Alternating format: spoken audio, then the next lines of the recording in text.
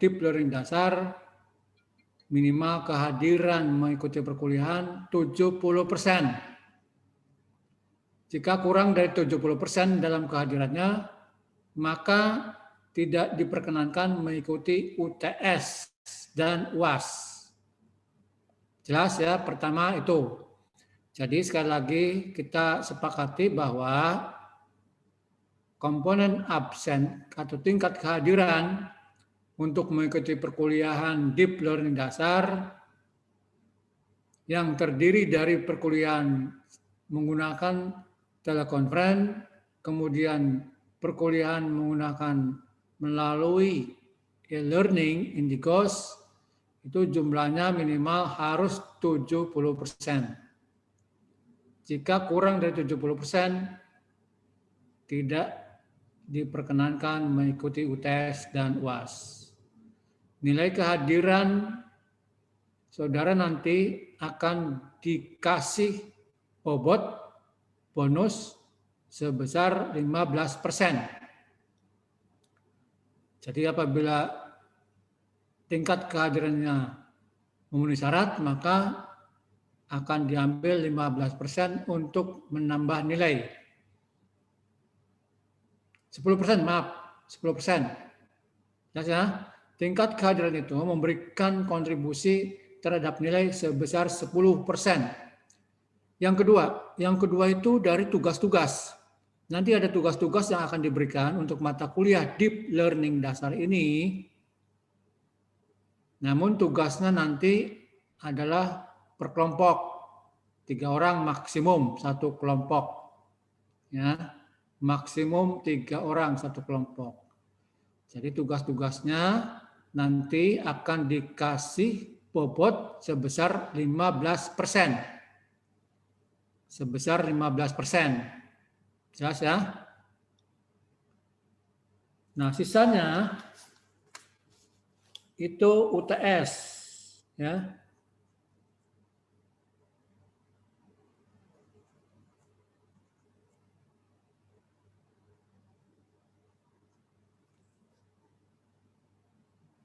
Sisanya adalah UTS 35% dan UASnya 40%. Oke ya. Jadi itu ketentuan awalnya harus disepakati bersama.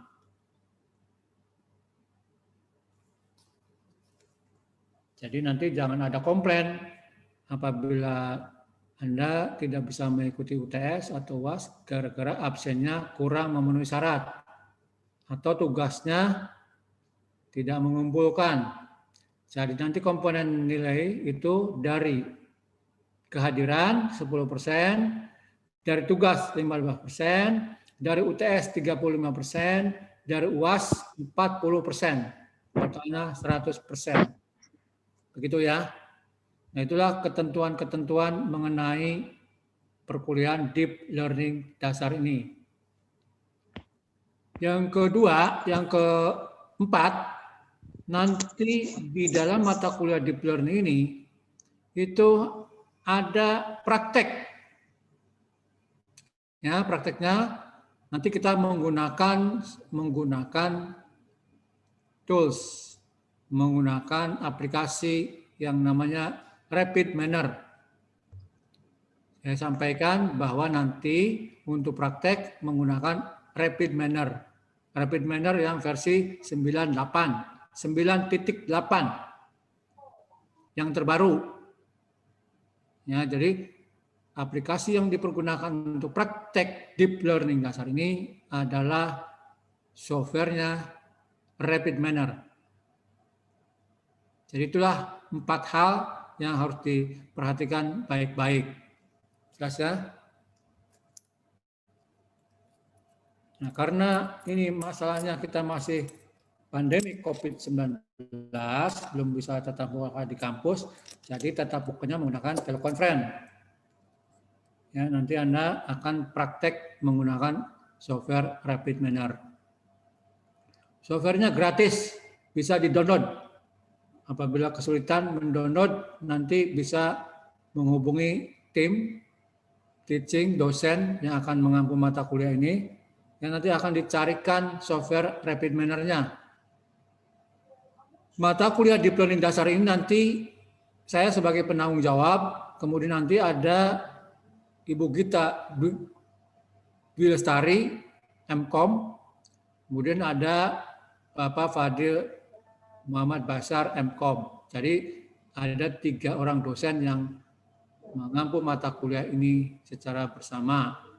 Jelas ya? Jadi mohon bantuannya kepada para mahasiswa agar mengingatkan teman-temannya untuk aktif kuliah, mengikuti mata kuliah Deep Learning dasar. Dari catatan yang saya terima pada hari ini, itu ada yang studi lanjut 12 mahasiswa, dan yang kelas sore itu ada 57 mahasiswa, jadi totalnya 69 mahasiswa. Bagi mahasiswa teman-teman yang belum hadir, tolong diberitahu, sampaikan kepada teman-temannya bahwa ketentuannya seperti itu. Ya, ketentuannya minimal kehadiran 70%. Jelas ya, jadi tidak mungkin akan berhasil lulus kalau di bawah 70%. Begitu ya, sepakat. Dan disiplin, bahwa mata kuliah ini sesuai dengan waktunya, akan jalan running sesuai dengan waktunya, tidak ada mulur-mulur. Begitu ya. Oke, saya lanjut. Sekarang kita akan mulai tentang deep learning. Nah, mohon diperhatikan baik-baik ya, bahwa apa itu deep learning. Ini saya akan memberikan sebuah ilustrasi tentang deep learning tersebut. Ada yang harus kita pahami tentang deep learning tersebut. Ya.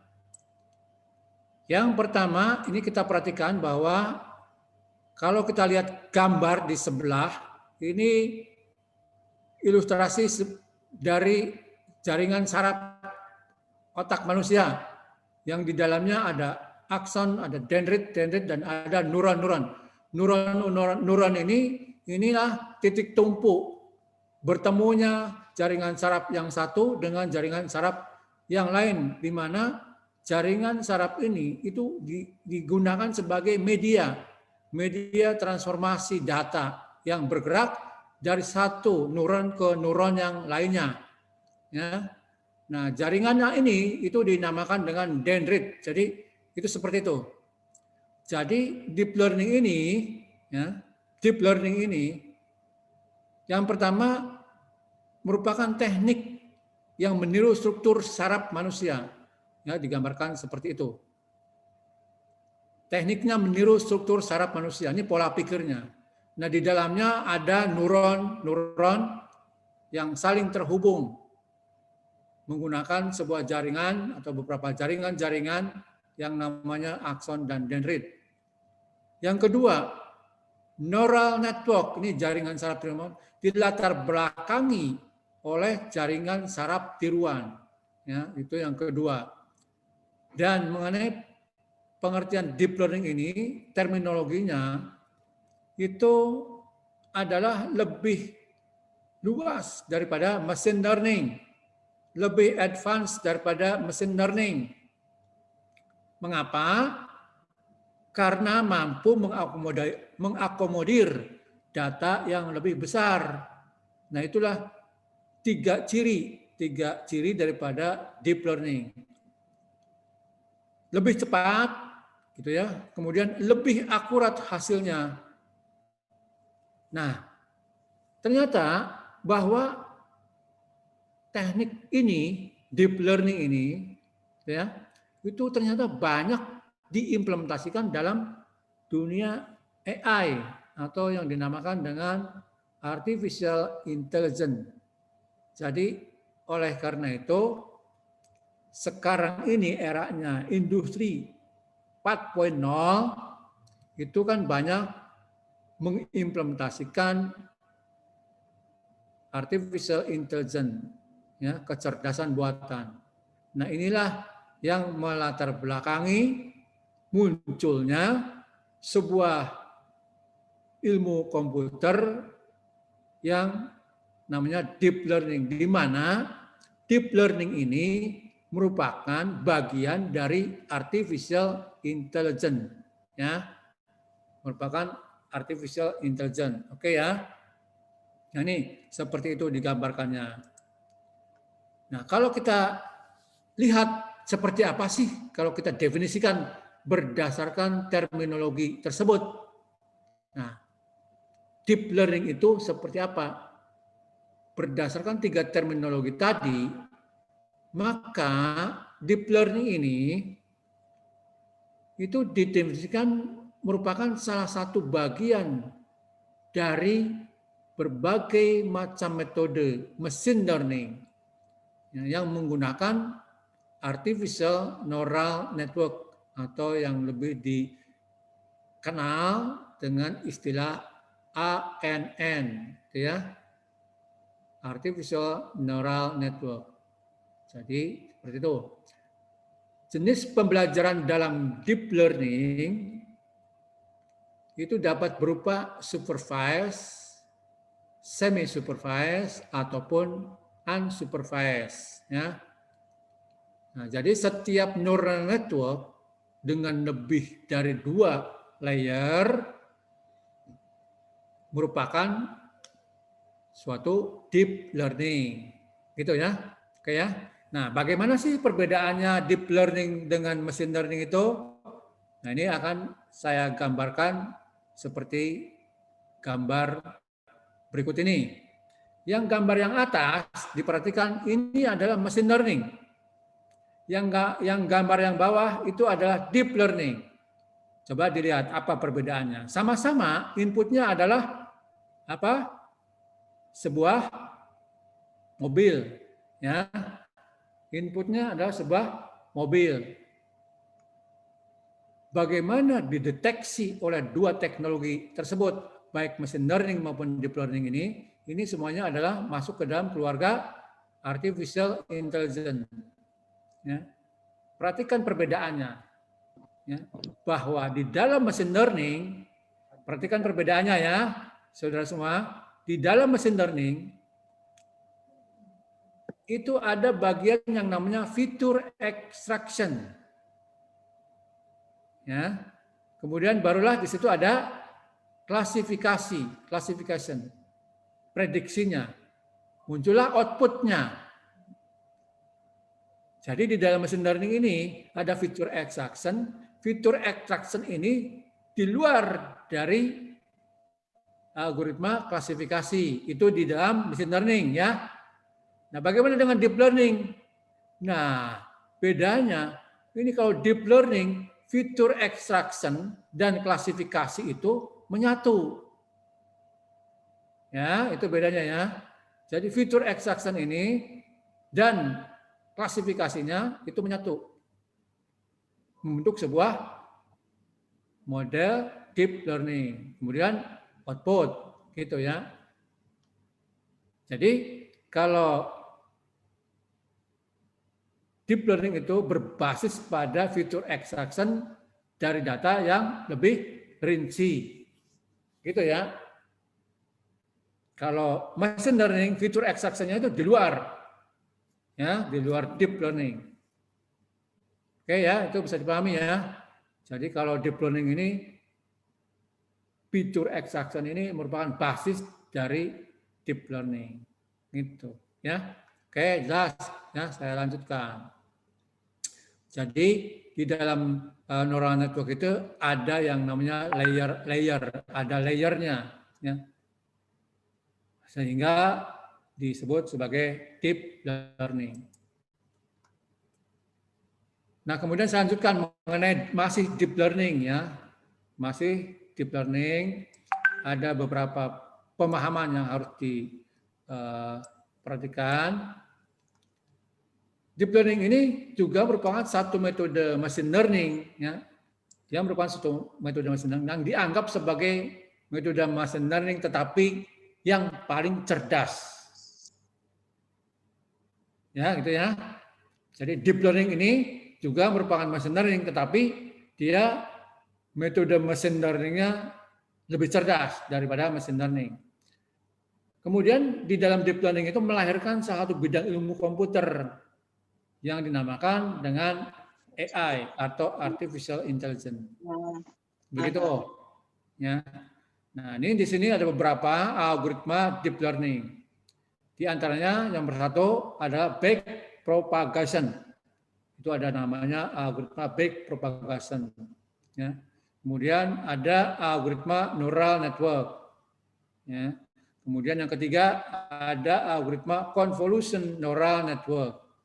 Dan yang keempat ada perceptron. Itu algoritmanya. Jadi deep learning ini pada hakikatnya merupakan pengembangan dari neural network.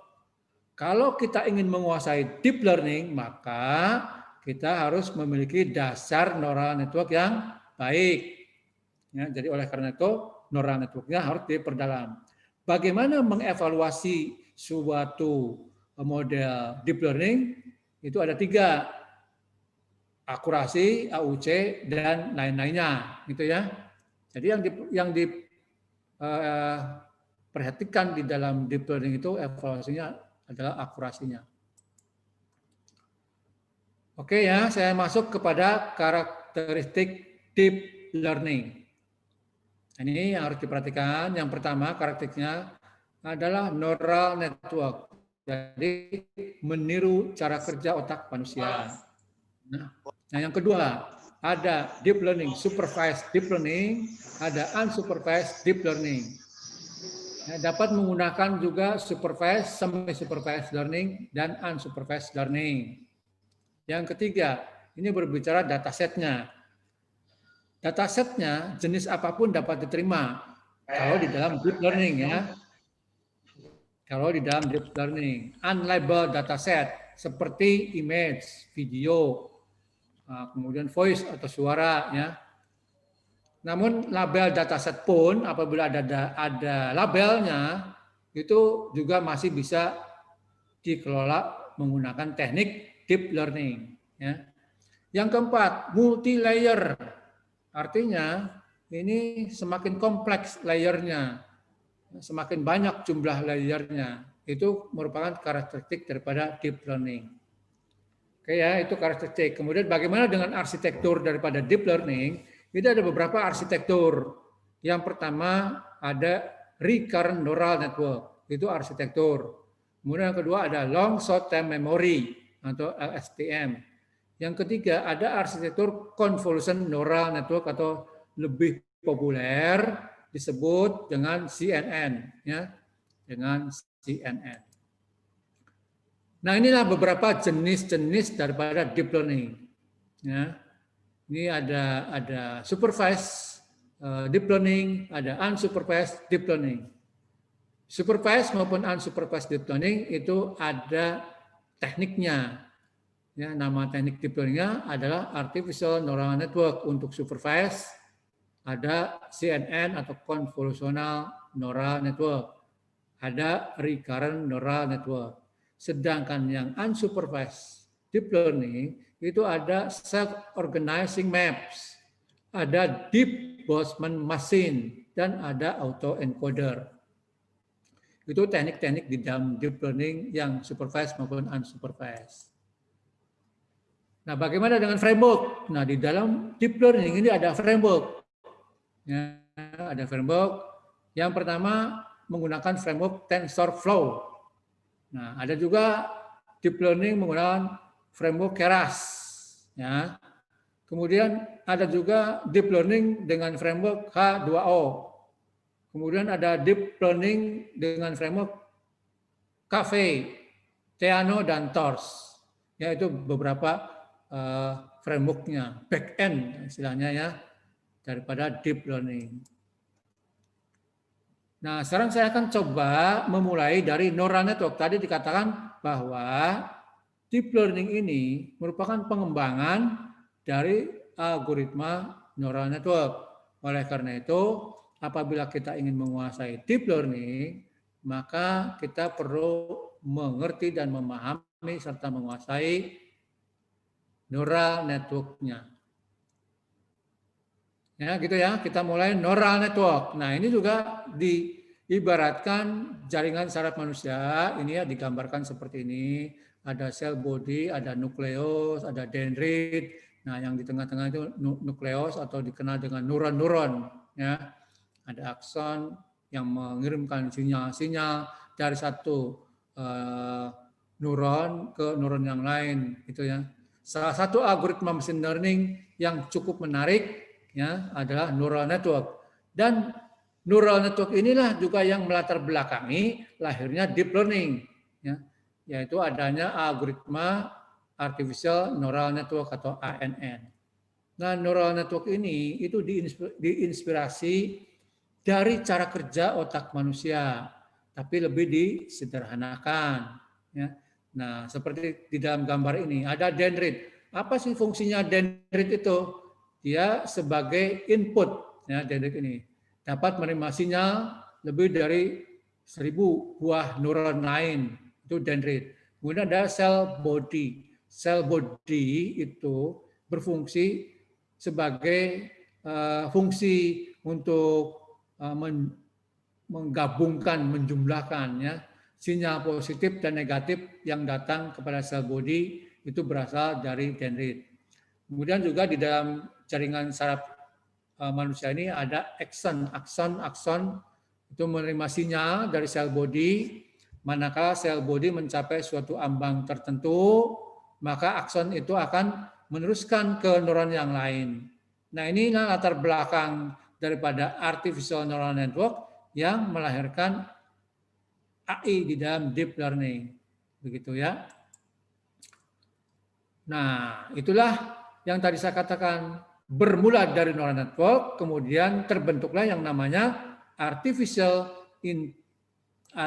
intelligence dengan munculnya artificial neural network yang dilatar belakangi oleh neural network muncul ANN, gitu ya. Nah, ini seperti ini, ada layer-layer yang semakin banyak, yang semakin kompleks layer-layernya ya. Jadi yang pertama di dalam artificial neural network ini ada yang namanya input layer. Ini ya harus perhatikan input layer. Nah, setelah itu dia akan masuk ke yang namanya hidden layer. Ya. Dan yang terakhir itu akan menuju kepada output layer. Ya. Nah, setiap neuron ini input di dalam input layer itu ada neuron input masuk ke neuron. Ya. Nah, neuron ini menerima input, gitu ya. Jadi dari setiap input yang ada itu menuju ke neuron-neuron yang ada di depannya, mengirimkan sinyal-sinyal kepada neuron-neuron yang ada di depannya. Begitu juga neuron-neuron yang ada di depan ini juga mengirimkan sinyal ke neuron-neuron yang ada di depannya. Dan seterusnya, dia melalui layer neuron-neuron yang ada di layer tersebut sampai kepada output layer. Nah, biasanya nih aplikasinya yang akan digunakan di dalam mata kuliah ini nanti adalah bagaimana memprediksi. Gitu ya. Kemudian bagaimana mengklasifikasi atau permasalahan tentang regresi. Itu bisa diselesaikan dengan artificial neural network di dalam deep learning tersebut. Jadi digambarkannya seperti ini. Jadi ini meniru jaringan saraf manusia sebenarnya cara kerja daripada ANN ini. Begitu ya. Nanti saudara semua akan mencoba di dalam perkuliahan ini nanti akan mempraktekkan bagaimana sih mengaplikasikan ini di dalam dunia nyata. Itu permasalahannya ya dalam kehidupan sehari-hari. Bisakah deep learning ini menyelesaikan permasalahan dalam kehidupan sehari-hari? Karena deep learning ini adalah kunci dari ilmu artificial intelligence atau robotik, ya, atau ilmu bidang robotik. Makanya sekarang ke depan itu yang akan diperlukan oleh dunia industri itu adalah mahasiswa lulusan perguruan tinggi informatika yang dia mendalami data science, mengolah data menggunakan teknik-teknik machine learning maupun deep learning yang nanti akan dibutuhkan ke depan itu seperti itu. Cuma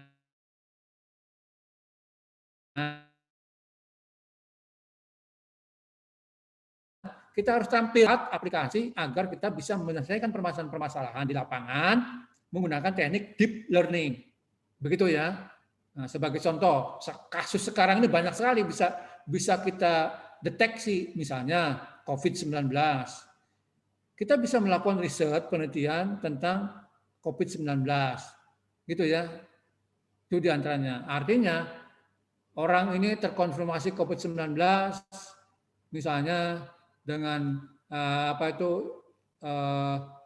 ciri-cirinya dia ini terkonfirmasi positif atau ORTG atau bukan gitu ya, dalam pantauan atau bukan gitu. Nah, ini bisa menggunakan deep learning. Ya, mana yang masuk diprediksi dia itu sudah positif, mana yang orang dalam pemantauan, mana orang yang tanpa gejala, itu bisa digunakan oleh ini. Yang penting ada datanya, ya. Data di dinas kesehatan di Kota Cirebon ini banyak sekali. Nah, ini bisa diterapkan menggunakan deep learning. Nanti dipraktekkan. Mungkin nanti ada tugas-tugas yang harus diselesaikan dan menggunakan pendekatan deep learning. Oke ya, lanjut. Arsitektur neural network seperti apa? Nah, ini kalau digambarkan seperti ini. Perhatikan ya. Ini ada input layer. Ada input 1, ada input 2, ada input 3. Perhatikan output layernya, outputnya ada berapa? Ada 1. Ya. Ini outputnya ada 1. Ini di dalam gambarnya ada 1. Tidak menutup kemungkinan output itu ada 2, output itu ada 3, ada multi output. Ya. Seperti tadi klasifikasinya. Misalnya, outputnya apa? ORTG, orang tanpa gejala. Yang kedua, terkonfirmasi positif. Yang ketiga, orang dalam pemantauan. Itu bisa begitu, output ada 3.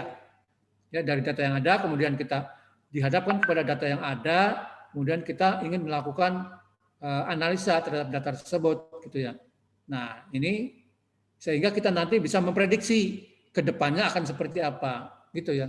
Nah, input layer itu adalah lapisan di mana neuron itu menerima informasi. Ya, neuron yang di tengah nih ya, yang berwarna biru. Itu dia menerima informasi yang akan disampaikan ke hidden layer. Ini hidden layer. Nah, apa sih hidden layer itu? Hidden layer ini lapisan tersembunyi. Ya, umumnya layer ini bisa 1, bisa 2, bahkan bisa sampai 8. Ya, gitu, hidden layer.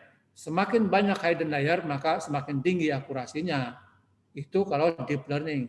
Ini dengan karakteristik dengan jumlah data yang besar. Karena apa? Kalau deep learning ini, kita harus apabila dihadapkan kepada data yang jumlahnya besar, ribuan. Kemudian output layer. Apa itu output layer? Ini menerima informasi yang diteruskan dari hidden layer. Jadi dia merupakan hasil dari pengolahan informasi dari layer sebelumnya. Jadi di sini diolah, masuklah ke output layer. Nah, itu ya mengenai arsitektur neural network. Nah, sekarang kita masuk ke fungsi matematiknya nih. Ya, fungsi matematiknya. Ini tidak usah pusing karena apa? Karena nanti kita akan menggunakan software yang tanpa kita algoritma itu kita tidak perlu menuliskan coding dengan rumus-rumus yang rumit seperti ini ya. Itu ya, nanti sudah tersedia di dalam RapidMiner. Nah, perhatikan bahwa tadi gambaran yang tadi itu inputnya kan ada 3, X1, X2. Nah, ini digambarkan inputnya ada N. Input variabel ke-1, variabel ke-2, dan variabel ke-N. Jadi kalau kita melakukan riset, ini variabel-variabelnya ada di sini. Nah, selanjutnya yang di tengah itu namanya bias. Ya, bias. Sedangkan yang di sini adalah outputnya Y. Ini outputnya. Ya. Nah, ternyata di tengah ini bias itu ada rumusnya. Ya, ada rumusnya, yaitu WI dikali XI. WI ini adalah bobot. Ya, WI-nya ini bobot. XI ini adalah X ke I ini itu inputnya ditambah B. B ini merupakan biasnya. Ya. Nah, kemudian di sini ada sigma, ada simbol sigma di mana bergerak dari I dari 1 sampai dengan N karena inputnya ada N, maka ini bergerak I-nya dari 1 sampai dengan N.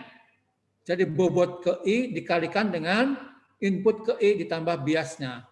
Nah, perhatikan di dalam kurung ini itu ada di luarnya ada simbol 0 yang dicoret. Nah, ini namanya activation function. Activation function. Nah, kemudian dari input masuk ke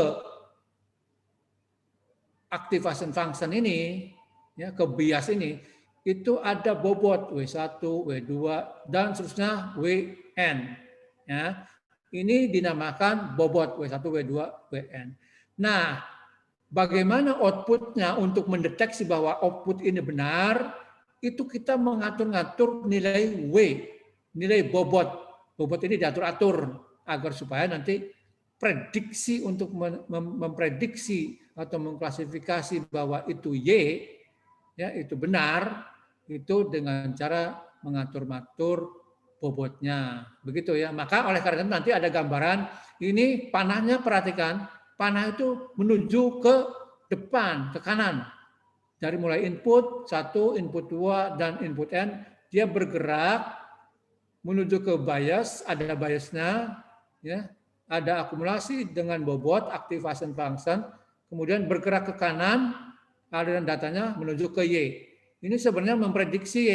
Dari input 1, 2, sampai dengan N, kita ingin memprediksi apakah Y itu benar, dan kalau benar, seberapa besar tingkat kepercayaan bahwa Y itu benar. Nah, maka nanti akan muncul yang namanya evaluasi, akurasi, itu ya. Nah, variabel output Y ini bisa merupakan data yang kontinu, misalkan harga rumah, harga mobil, gitu ya. Apabila di sini X1, X2, X3, dan Xn-nya itu adalah variabel-variabel daripada kendaraan, gitu ya. Misalnya di sini ada kendaraan 1, kendaraan 2, kendaraan 3, kendaraan 4. Kita ingin memprediksi berapa sih harga kendaraan tersebut sebenarnya, begitu maksudnya ya. Nah, jadi kita dengan data yang ada kita bisa memprediksi berapa sih ke depan harga mobil itu bakal turun atau bakal naik, berapa kira-kira kisaran harganya. Nah, ini fungsinya deep learning di situ. Ya. Kemudian juga kategori kalau outputnya berupa kategori itu bisa baik, cukup, kurang gitu ya. Contohnya di dalam kehidupan sehari-hari bagaimana kita memprediksi seseorang itu bekerja di sebuah kantor, kinerjanya orang itu baik apa tidak. Misalnya ada pabrik nih, besar, karyawannya ada puluhan ribu. Kita ingin tahu karyawannya bekerja itu kinerjanya berapa saja, siapa saja yang berkinerja cukup, siapa saja berkinerja kurang, siapa saja yang kinerjanya baik. Nah, itu bisa kita prediksi menggunakan teknik deep learning, gitu ya. Jadi setiap orang kalau menghadapi data yang besar, kalau kita ingin melihat, saya mau memberikan seorang manajer, saya ingin memberikan reward nih kepada pegawai, tapi yang mana ya? Nah, itu kita bisa menggunakan teknik deep learning sehingga lebih scientist, lebih bisa diterima secara logika karena menggunakan algoritma. Assalamualaikum Pak. Assalamualaikum Pak. Mohon maaf Pak. Ya. Ini kan waktunya sudah sholat tuh Pak. Apakah boleh break dulu sebentar untuk sholat Pak? Ya, bagaimana teman-teman yang lain? Halo Pak. Ya. Ini kan iya Pak, maghrib break dulu maghrib ya. Pak, sebentar Pak. Ya, waktunya sholat tuh Pak. Boleh, silakan. Dulu sebentar. Boleh 10 menitan aja Pak. Kita sepakati berapa menit? 5 menit Pak, 5 menit. Boleh ya. Kita lanjut. Karena kan di rumah nih Pak, karena posisinya di rumah, jadi bisa sholat untuk 5 menit Pak. Ya. Kecepatan boleh. Baik, saya break dulu ya. Nanti kita lanjut setelah sholat maghrib. Ya, terima kasih banyak Pak. Oke Pak, oke.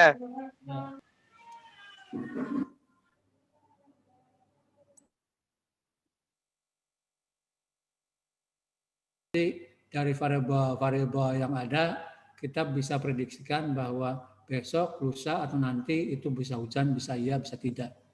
Kayak ini formula matematiknya seperti ini. Memang agak rumit formula matematiknya. Ya. Ini itu forward propagation, ya, ada back propagation, ada forward propagation. Oke, saya lanjut. Nah, ini kalau kita lihat activation function-nya itu seperti ini. Jadi ada input, ya. Nah, activation function ini nantinya yang akan digunakan apabila kita ingin menghitung akurasi. Ini dalam contoh ini activation function yang seperti ini adalah fungsinya sigmoid, itu ya.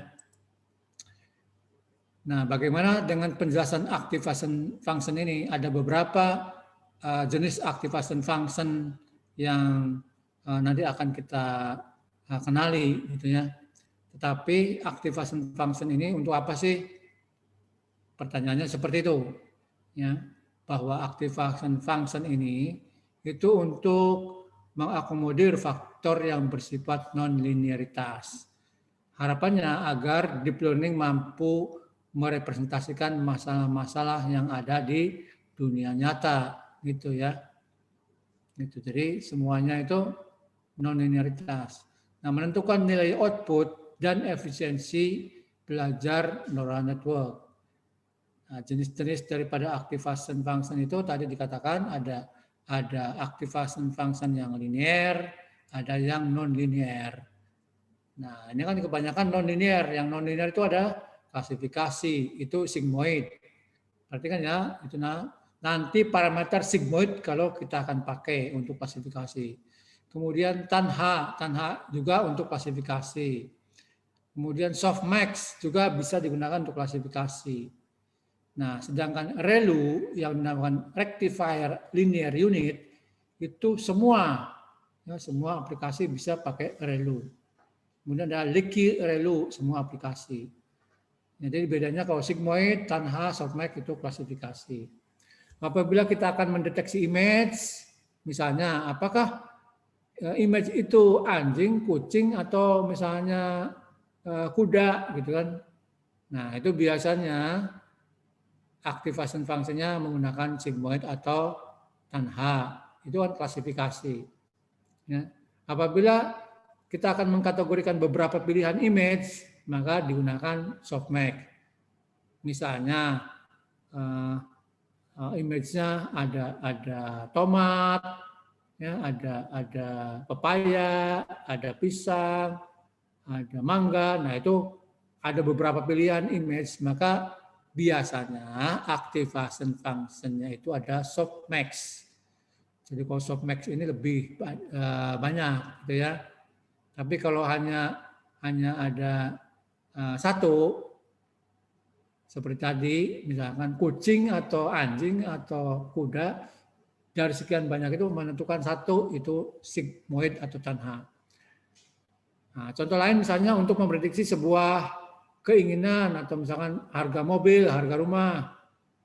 Nah, itu maka biasanya pakai rectifier linear unit atau ReLU. Nah, itu fungsinya activation function-nya. Nah, sekarang kita lihat bagaimana neural network itu bekerja. Ya, seperti apa kerjanya neural network. Nah, ini digambarkan di dalam gambar ini, itu saya menggambarkan ada yang maju, ada yang mundur. Nah, yang maju itu disebut dengan algoritma forward propagation. Yang maju, ini yang sebelah kiri itu yang maju. Ya, dari sini dari input X1, kemudian ada bobotnya W1, kemudian ada biasnya.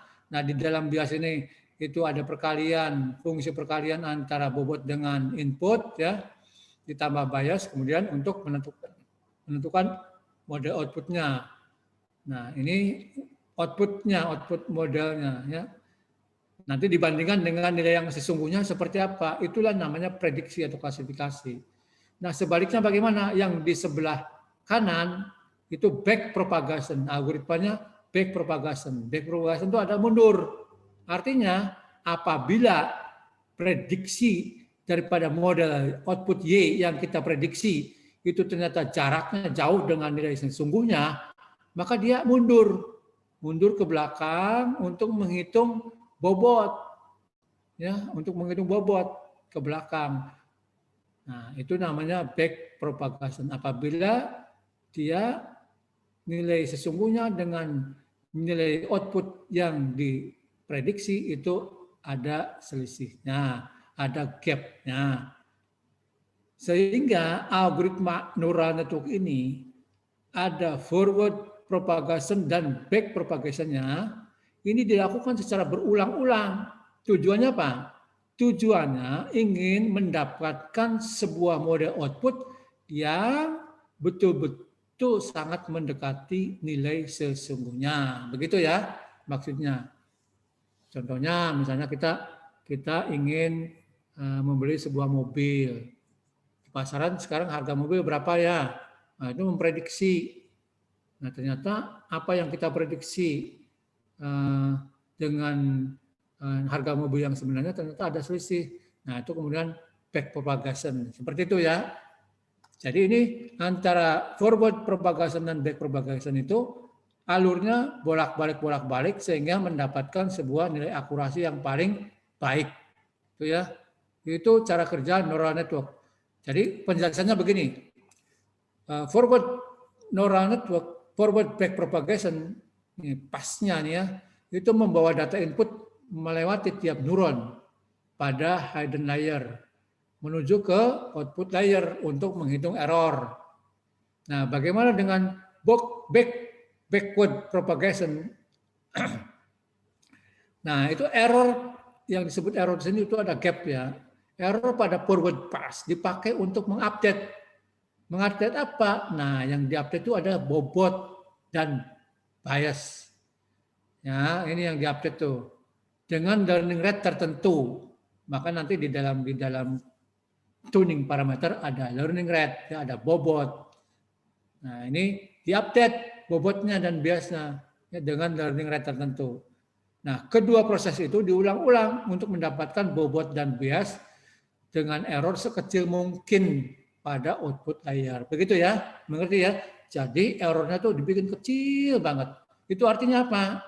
Agar apa yang kita prediksi dengan nilai sesungguhnya itu errornya kecil sekali. Itu ya.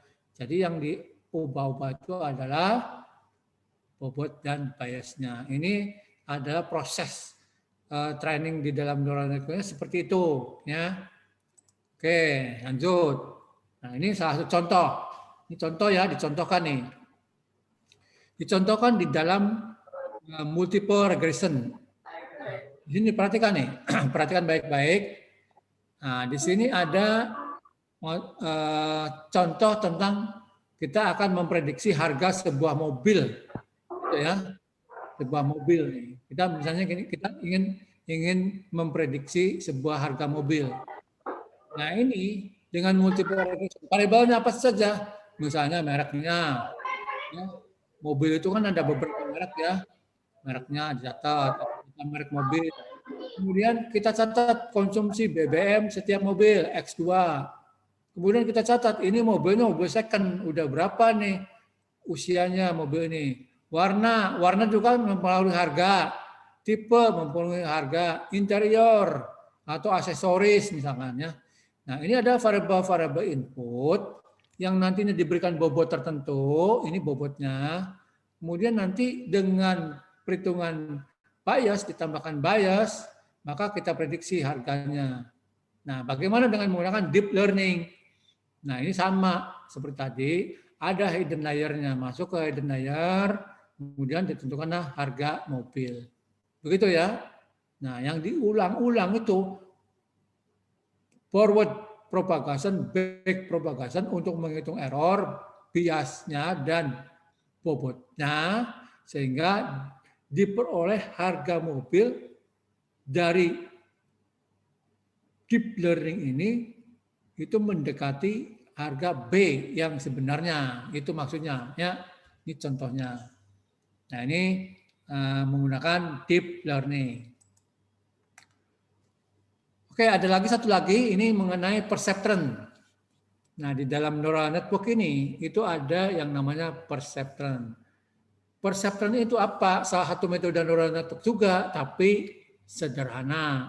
Ya, ini algoritmanya sederhana. Menggunakan algoritma training untuk melakukan klasifikasi secara linear. Nah, perceptron ini juga digunakan untuk melakukan klasifikasi sederhana. membagi data untuk menentukan data mana yang masuk dalam klasifikasi dan data mana yang misklasifikasi, di luar klasifikasi. Nah, perceptron dalam neural network ini memiliki bobot yang bisa diatur, yang disebut dengan threshold, gitu ya, sama nih. Ini perceptron. Setiap input diberi bobot dan dihubungkan ke hidden layer secara fully connected. Nah, ini ada kata-kata fully connected. Masing-masing input yang sudah diberi bobot kemudian dijumlahkan. Itu yang dimaksud dengan fully connected. Hasil penjumlahan kemudian ditransformasikan menggunakan fungsi aktivasi. Bagaimana pengaruh biasnya? Bias itu menyebabkan model menjadi lebih fleksibel. Gitu ya. Tanpa bias maka bobot bisa berubah-ubah. Dengan adanya bias maka grafik activation function dapat digeser ke kiri maupun ke kanan. Nah, pergeseran ke kiri dan ke kanan itu tujuannya memang agar supaya dia itu mendapatkan sebuah error yang sangat kecil gitu ya. Supaya tidak terjadi overfitting. Kayak perceptron namanya. Nah, ini saya berikan satu contoh ilustrasi pada saudara semua ya, ilustrasinya.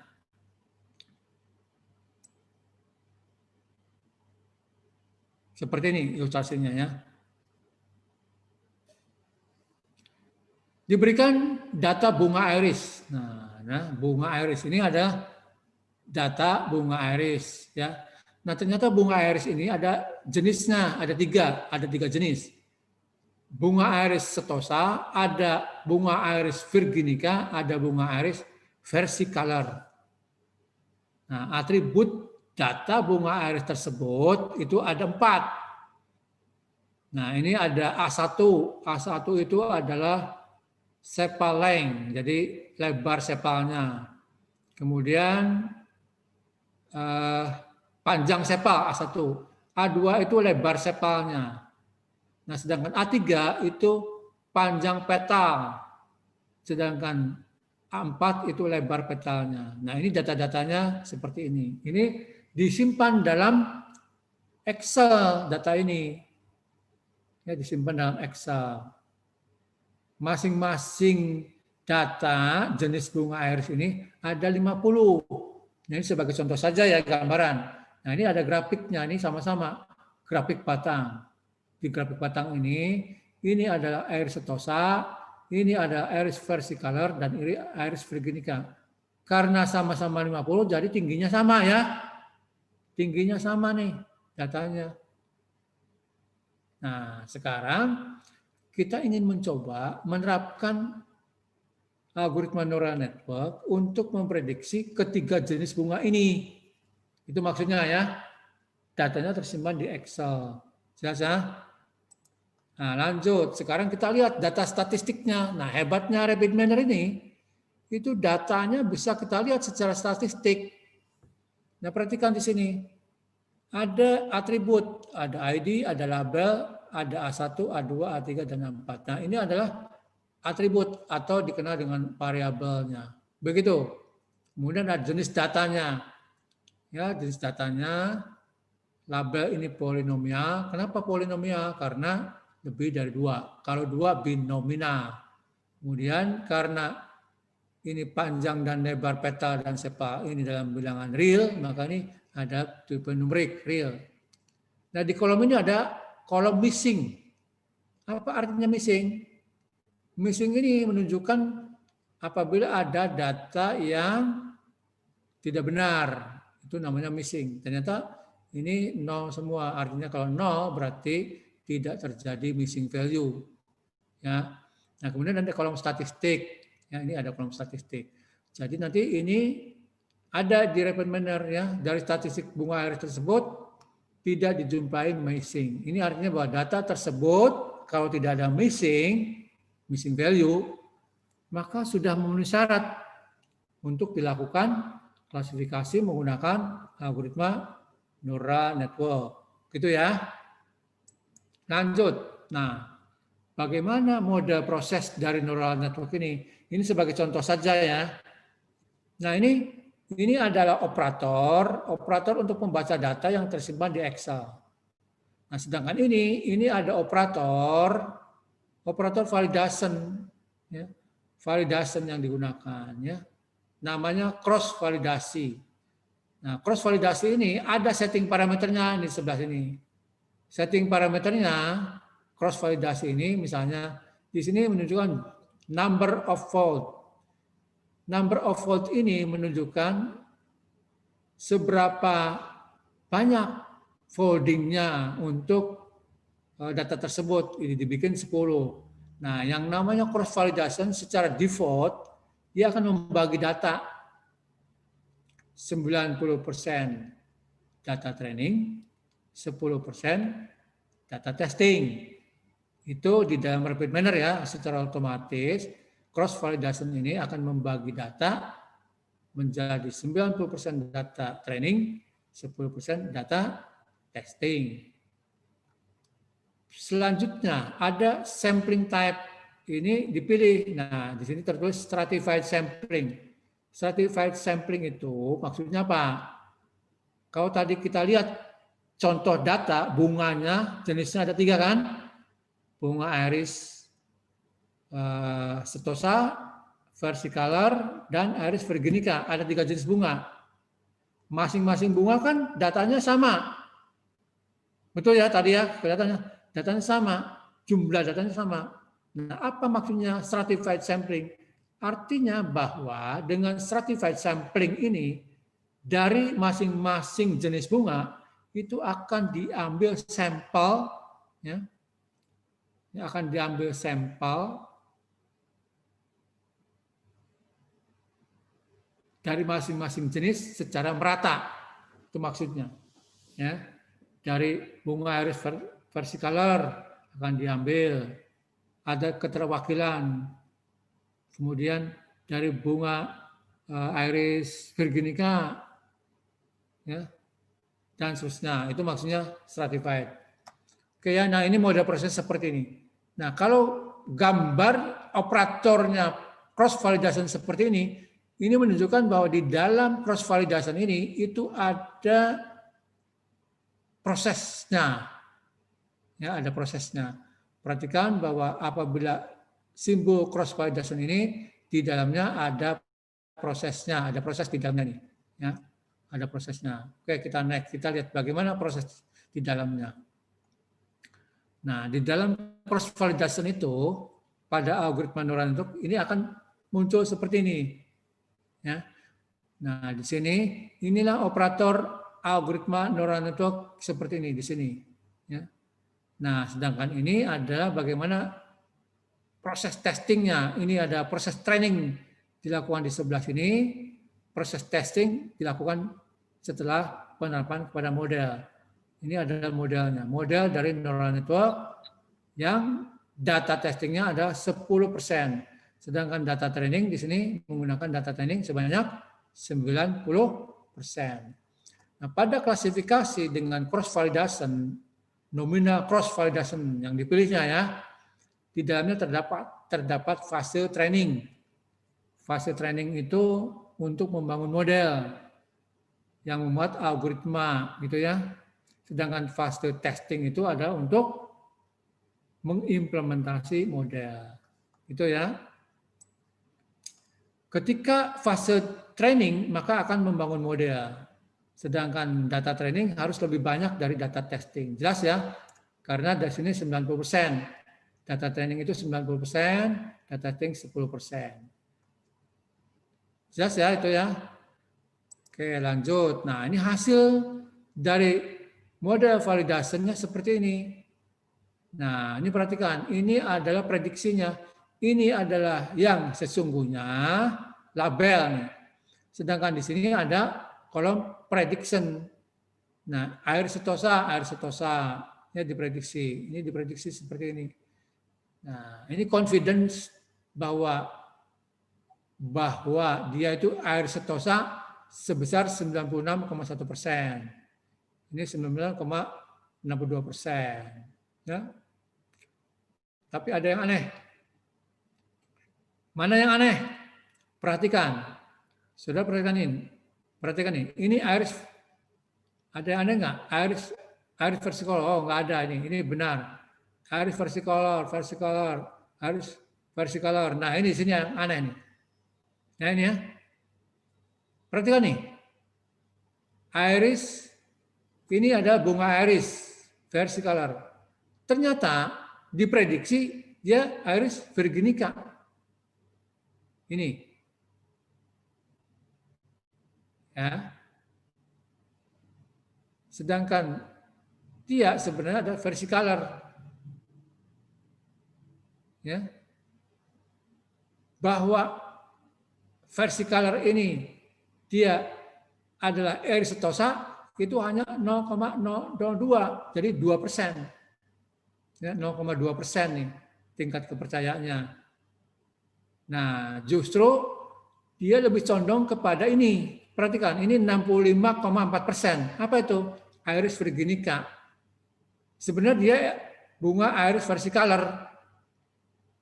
Ya, tetapi diprediksi dengan tingkat kepercayaan 65,4% dia ada iris virginica. Nah, ini hasil dari model cross validation terhadap bunga iris. Itu ya. Ini contohnya. Nah, bagaimana dengan hasil akurasinya? Dari 150 data bunga iris, ya, kemudian dilakukan klasifikasi dengan menggunakan algoritma neural network, ternyata diperoleh hasil seperti ini. Ya, akurasinya mencapai 97,33%. Ya, dengan error 3,44%. Nah, bagaimana cara ini disebut tabel confusion matrix ya. Nah, perhatikan bahwa di sini ini adalah iris setosa. Diprediksi iris setosa itu ada 50. Berarti tidak ada yang melenceng, maka dia kelas presisinya ada 100%. Begitu ya cara membacanya. Nah, perhatikan yang kedua ini adalah iris versicolor. Ternyata bahwa dia ada benar iris versicolor cuman 47. Cuman 47. Gitu ya. Kemudian satu itu ternyata dia diprediksi iris versicolor itu adalah bunga iris virginica. Sehingga kelas precisionnya 97,2%. Sedangkan bunga iris versicolor itu 3, dia iris virginica. Yang harusnya 50 ini 3 virginica. Sehingga iris versicolor ini kelas recall-nya 94%. Gitu ya. Itu cara membaca daripada tabel confusion matrix-nya. Gitu. Ya. Ini akurasinya 97,33%. Berarti ini sangat akurat.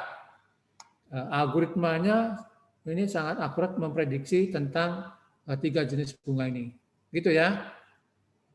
Oke, lanjut. Nah, bagaimana improve neural network-nya? Improve neural network-nya itu seperti ini. Ini ada inputnya, gitu ya, inputnya. Ya, ini inputnya. Nah, di sini ada hidden layer, kemudian ada output. Nah, outputnya ada 3. Kenapa ada 3? Itu karena ada 3 jenis bunga, ya, iris virginica, versicolor, dan iris setosa. Nah, ini adalah hidden. Hidden-nya ada node 1 sigmoid, makanya ini sigmoid. Ini adalah active function-nya sigmoid. Jadi dia menggunakan sigmoid. Seperti yang tadi di dalam penjelasan sebelumnya ya, karena klasifikasi maka dia bisa menggunakan activation function-nya sigmoid, gitu ya. Gitu. Nah, inilah neural network-nya yang tertera di dalam gambar ini. A1 0,784 gitu ya. Ini inputnya, ini biasnya ya, ini bobotnya. Jadi ini biasnya. A1 bobotnya, ini bobotnya, ini biasnya. Jadi yang muncul di sini itu bobot-bobot semua. Ya. Nah, ini adalah kelasnya Aries sentosa, Aries versicolor, dan Aries virginica. Node 1, node 2, 3, 4, dan 5, dan threshold.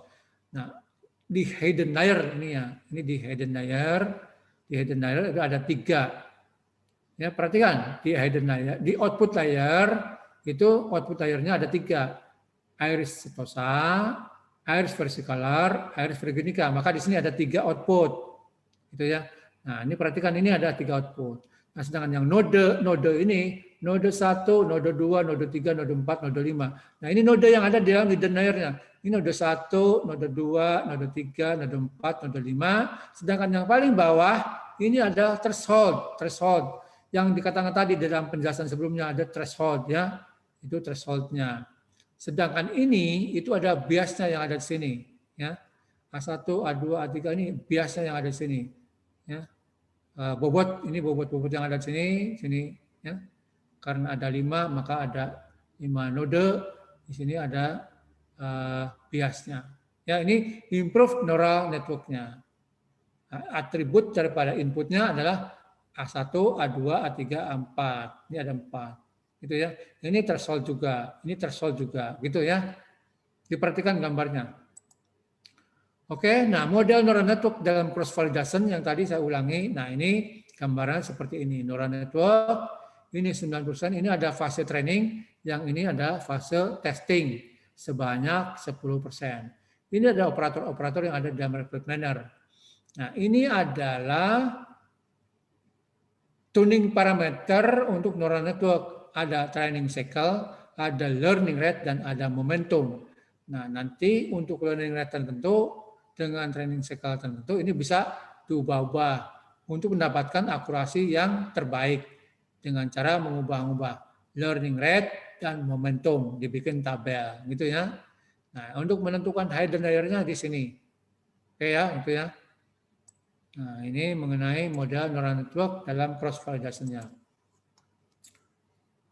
Nah, ini kalau sudah neural network berbasis particle swarm optimization. Nah, ini sudah lebih jauh lagi. Jadi neural network yang berbasis PSO. Ya. Jadi ini ada operator bobot PSO-nya. PSO ini, optimize PSO ini tujuannya untuk mengimprove daripada akurasi. Sehingga hasilnya perbedaannya antara neural network dengan neural network berbasis PSO, ternyata PSO ini memberikan kontribusi naiknya akurasi. Perhatikan kalau tanpa PSO 97,33%, dengan menggunakan PSO 98%. Jadi ada kenaikan sebesar 2,67 ya persen. Pengaruhnya sebesar itu ya. Walaupun hanya 2,67%, tetapi PSO ini berpengaruh terhadap akurasi, itu ya. Nah, model daripada deep learning-nya seperti ini. Oke ya. Saya lanjut ke convolution neural network. Nah, ini convolution neural network pun sebagai bahan pengantar saja ya, karena nanti kita hanya akan sampai kepada deep learning. ANN dan deep learning convolution neural network ini sudah masuk kepada mata kuliah deep learning lanjut. Tapi nggak apa-apa, ini diperkenalkan saja. Jadi intinya begini, bahwa ANN dengan arsitektur multi-layer perceptron itu melakukan pembelajaran model klasifikasi dengan konsep jaringan terhubung penuh, fully connected neural network. Nah, algoritma CNN, convolution neural network, itu ada sebuah multi-layer perceptron yang didesain secara khusus untuk mengidentifikasi image 2 dimensi. Jadi sebenarnya MLP itu juga merupakan sebuah CNN yang desain khusus. Berbeda dengan MLP yang arsitekturnya disusun secara 2 dimensi, maka CNN menggunakan arsitektur 3 dimensi. Apa tuh? Lebar, tinggi, dan kedalaman. Itu ya. Itu kalau CNN. Bagaimana gambaran dari CNN. Nah, ini perhatikan.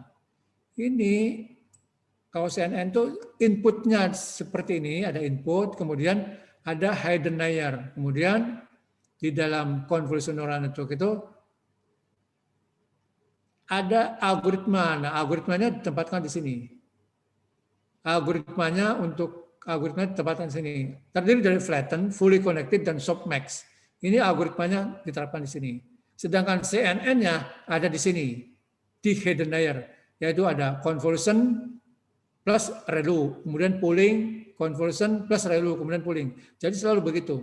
Jadi convolution, pooling, itu ada hidden layer di dalam CNN. Ya. Kemudian dilanjutkan dengan digabung dengan klasifikasi algoritmanya. Aplikasinya computer vision. Nah, kalau digambarkan secara sederhana begini. Untuk CNN yang 3 layer itu terdiri dari convolution, max pooling atau pooling, sama saja. Nanti yang ketiganya adalah fully connected. Jadi di sini convolution, max pooling. Ini max pooling. Convolution, max pooling. Ya, kemudian barulah klasifikasi. Nah, di sini algoritmanya nih. Ya, penerapan algoritmanya ada di sini. Ya, nah, yang convolution pooling itu disebut dengan fitur extraction terhadap data. Ya. Jadi convolution pooling itu merupakan sebuah fitur extraction terhadap data. Oke ya, seperti itu. Nah, ini digambarkan inputnya adalah image. 48 kali 48 bit. Nah, ini kalau sudah deep learning. Itu ya. Oke, nah kemudian untuk algoritma CNN yang secara umum tuh ada 4 layer. Kalau tadi convolution, pooling, ya, convolution, pooling, kemudian selanjutnya baru klasifikasi. Nah, secara umum CNN yang terdiri dari 4 layer itu seperti ini. Ada convolution, ada sampling, ada activation, ada fully connected. Nah, sebagai contoh, ini mendeteksi angka. Nah, itu convolution, kemudian subsampling, convolution, subsampling, baru klasifikasi. Klasifikasinya fully connected. Apa itu subsampling? Proses memperhalus subsampling ini untuk mengurangi tingkat sensitivitas terhadap noise atau variasi. Misalnya, mengurangi ukuran gambar, memperkecil ukuran gambar, mengurangi kontras warna gambar, itu adalah subsampling. Ya. Sedangkan convolution, nah ini layer pertama yang berfungsi untuk menerima input. Ini convolution. Yang digambarkan di sini convolution. Layer pertama untuk menerima input, di mana network memberi label. Ya, di sini memberi label dengan cara merujuk apa yang sudah dipelajari di masa yang lalu. Nah, pada bagian ini berbagai perhitungan matematis dikerjakan oleh CNN. Nah, di sini itulah convolution, ya. Ini yang terdiri dari 4 layer. Nah, penjelasannya seperti ini. Apa sih algoritma CNN itu? Yang pertama membaca dataset berupa image. Yang kedua, memecah image menjadi beberapa image berukuran kecil. Itu namanya extract region. Yang ketiga, melakukan perhitungan dengan algoritma CNN, compute CNN feature. Dan yang keempat, melakukan klasifikasi. Nah, digambarkan seperti ini. Ada empat tahapan. 1 input, 2 extraction region, 3 compute, 4 klasifikasi. Nah, yang dimaksud klasifikasi inilah merupakan prediksi yang algoritmanya. Oke, next. Algoritma CNN ada sebuah MLP yang dirancang khusus untuk mengidentifikasi image atau gambar 2 dimensi. Terdiri dari neuron-neuron yang memiliki bobot, bias, dan activation function. CNN yang paling sederhana 2 layer. Kemudian ada CNN yang 3 layer. Ada CNN yang 4 layer. Dan tadi sudah saya jelaskan lebih rinci ya. Ini yang 2 layer, convolution sampling. Yang 3 layer, convolution pooling fully connected. Yang 4 layer, convolution, sampling, activation, fully connected. Itu ya. Lanjut, apa itu convolution? Ini yang tadi dikatakan layar pertama yang berfungsi untuk menerima input. Dapat terdiri dari beberapa layer. Convolution itu proses juga di mana network mencoba untuk memberi label pada sinyal input, gitu ya, dengan cara yang merujuk kepada pembelajaran masa lalu, itu ya, subsampling. Nah, itu tadi saya katakan menghaluskan input yang berasal dari convolution untuk mengurangi tingkat sensitivitas. Ya. Ada dua cara mengambil nilai rata-rata yang subsampling. Ada mengambil nilai maksimum, gitu ya. Nah, contohnya mengurangi ukuran gambar atau mengurangi warna gambar RGB channelnya. Nah, itu disebut subsampling. Oke, next ya. Activation itu mengendalikan sinyal yang mengalir dari suatu layer ke layer berikutnya. Nah, activation ini banyak digunakan. Di antaranya ReLU. ReLU banyak digunakan karena dapat mempercepat proses training. Nah, pada klasifikasi itu activation function yang biasa digunakan itu adalah softmax, ya, sigmoid, gitu ya. Kemudian pooling. Pooling ini mengambil area persegi panjang berukuran kecil dari convolution layer. Kemudian melakukan perhitungan sampel untuk menghasilkan output. Itu yang pooling. Sedangkan fully connected itu setiap neuron pada layer sebelumnya terkoneksi dengan setiap neuron pada layer berikutnya. Itu namanya fully connected. Jadi tidak ada neuron yang tidak terkoneksi. Jadi semuanya terkoneksi dari neuron sebelumnya ke neuron berikutnya. Itu maka dikenakan fully connected. Jadi yang fully connected ini juga merupakan MLP yang menggunakan softmax. Ya. Tujuan untuk fully connected adalah apa? Untuk klasifikasi. Itu ya. Nah ini cara kerjanya. Cara kerjanya convolution itu berfungsi untuk menerima input.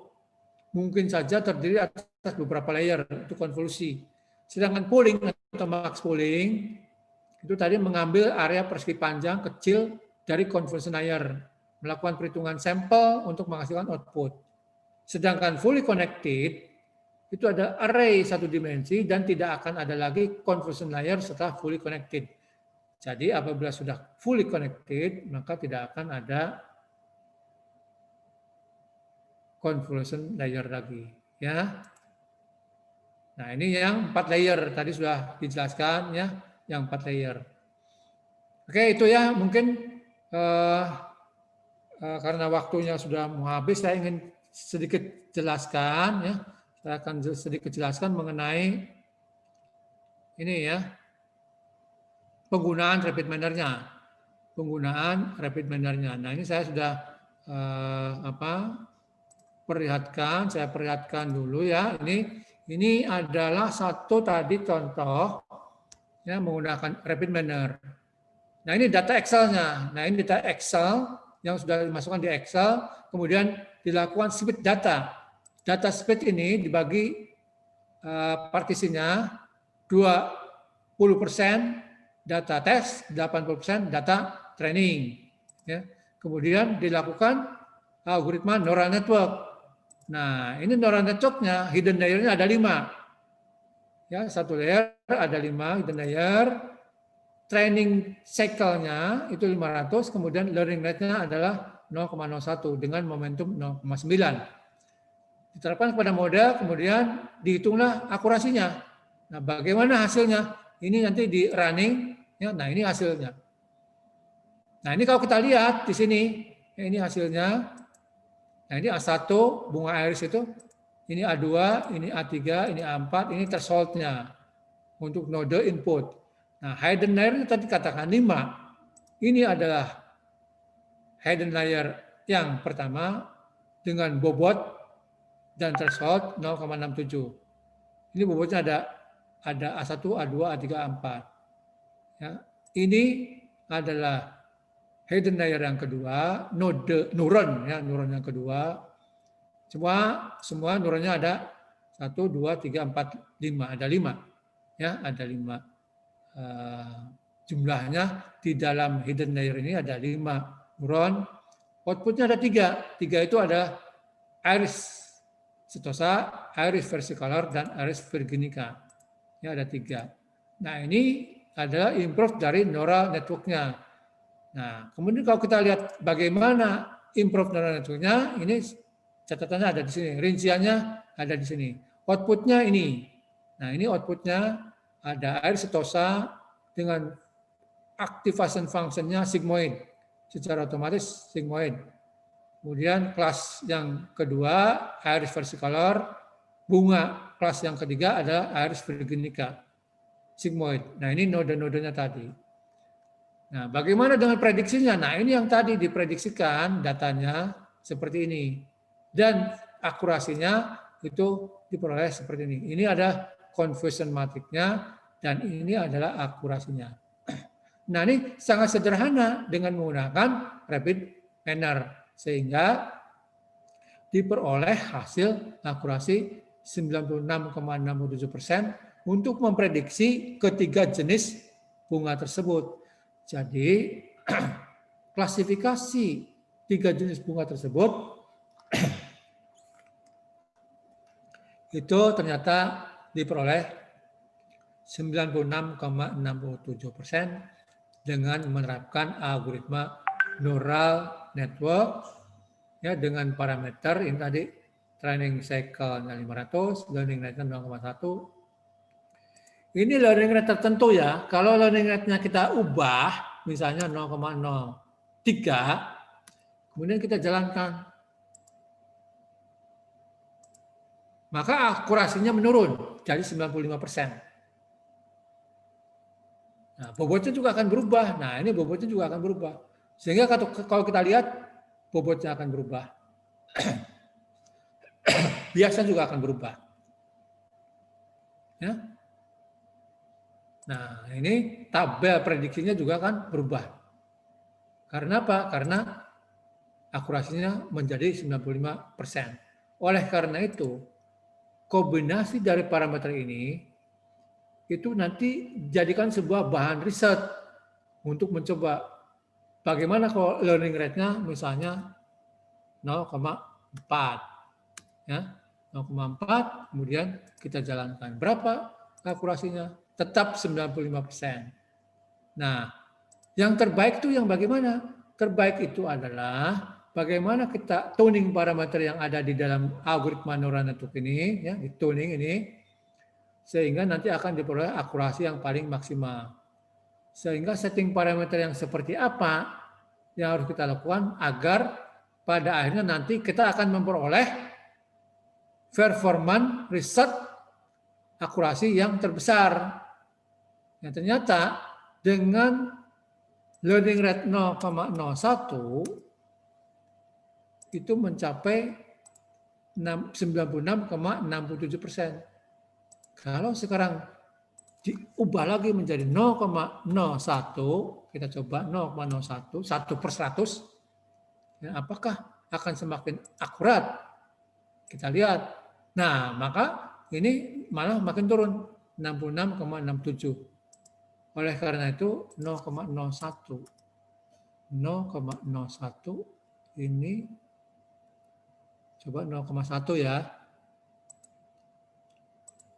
96,67%. Kalau kita ubah menjadi 0,5 kita lihat tadi 0,1 0,05 ya.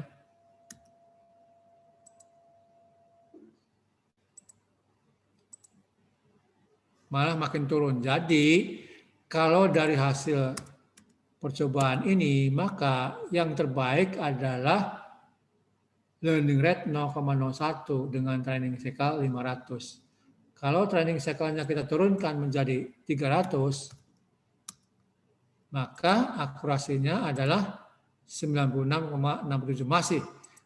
Jadi dengan learning rate tertentu yang paling baik adalah learning rate-nya 0,01, maka diperoleh akurasi yang paling baik yaitu sebesar 96,67%. Nah, ini satu contoh yang tadi ya menggunakan algoritma neural network untuk memprediksi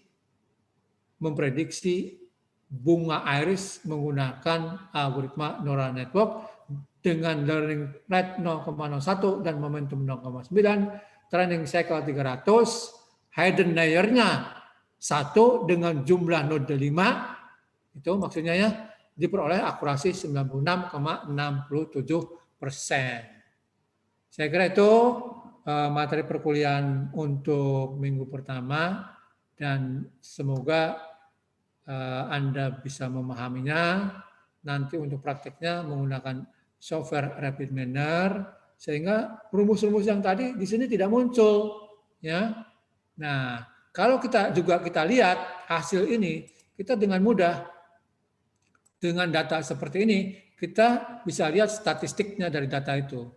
Dengan cepat dan mudah, kita bisa memperoleh statistik tentang kepercayaannya ada di sini. Nah, ini grafiknya langsung keluar. Nah, ini grafik batang. Kalau kita histogram, kalau kita membuat grafiknya misalnya dibikin scatter, nah ini grafik scatter ya dari data tentang prediksi dari confident air setosa. Nah, ini jitternya. Nah, ini untuk air setosa digambarkan seperti ini. Ini adalah gambar grafik scatter dari confident air setosa. Ya, dengan mudahnya gitu ya. Padahal ini rumusnya rumit-rumit. Tuh, perhatikan ada X, ada Y variabelnya ini.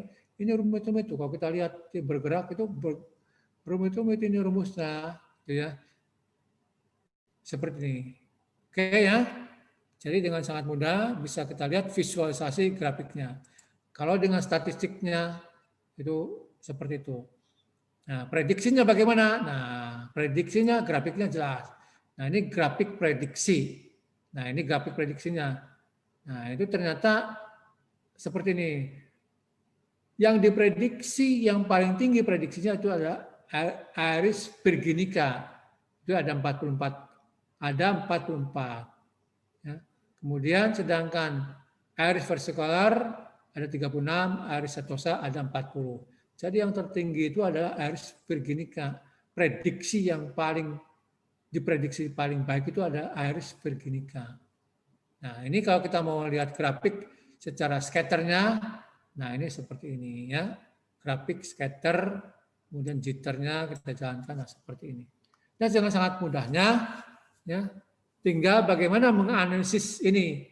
Ini ada Aeris virginica, ini ada Aeris versicolor, ini ada Aeris setosa. Ini adalah grafik prediksi ya, dari ketiga jenis bunga tersebut dengan tingkat akurasi 96,67%. Begitu ya. Baik, saya kira itu mungkin karena waktunya sudah bergulir sampai dengan jam 7 malam ini. Ya, saya kira untuk pertemuan minggu pertama sebagai perkenalan, ya, ini saya anggap cukup. Semoga bisa dipahami. Ya. Dan atas perhatiannya saya sampaikan terima kasih dan jangan lupa untuk mengisi absen, ya, untuk mengisi absen yang harus diketik lewat Google Form. Baik, saya kira itu penjelasan tentang deep learning dasar. Semoga ada manfaatnya dan itu sangat aplikatif ya, sangat aplikatif sekali. Dan banyak sekali bisa diterapkan dalam kehidupan sehari-hari apabila kita menghadapi data untuk dilakukan riset. Nah, tergantung datanya, kita punya data apa.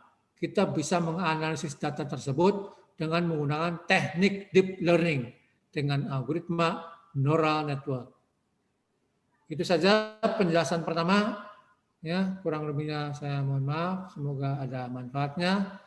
Apabila ada pertanyaan silakan disampaikan. Ya, apabila tidak ada pertanyaan berarti dianggap cukup ya.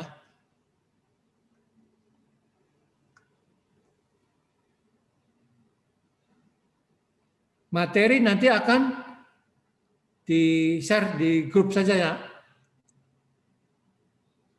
Ya, Pak. oleh admin. Saya akan sampaikan kepada adminnya untuk materinya. Ya. Oke.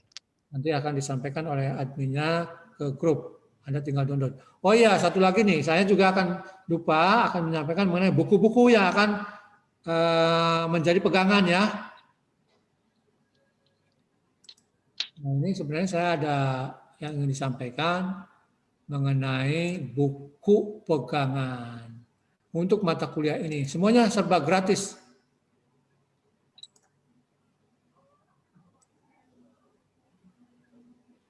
Nah, ini ya buku yang akan jadikan pegangan.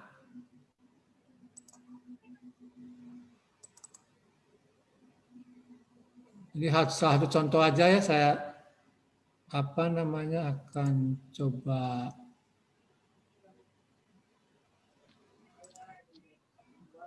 nah ini salah satu contoh buku ya. Nah ini buku nanti akan saya share juga, Neural Network and Deep Learning. Nanti ini juga akan saya share ke grup juga, ada 5 sampai 6 buku dan semuanya gratis ya. Ini e-book, semuanya bahasa Inggris bukunya, nggak ada yang pakai bahasa Indonesia. Ini salah satu bukunya. Kemudian berikutnya, nah ini juga ada buku berikutnya. Ya, buku berikutnya itu adalah yang ini. Nah ini. Ya, ini buku berikutnya. Nah, kemudian ada lagi buku berikutnya.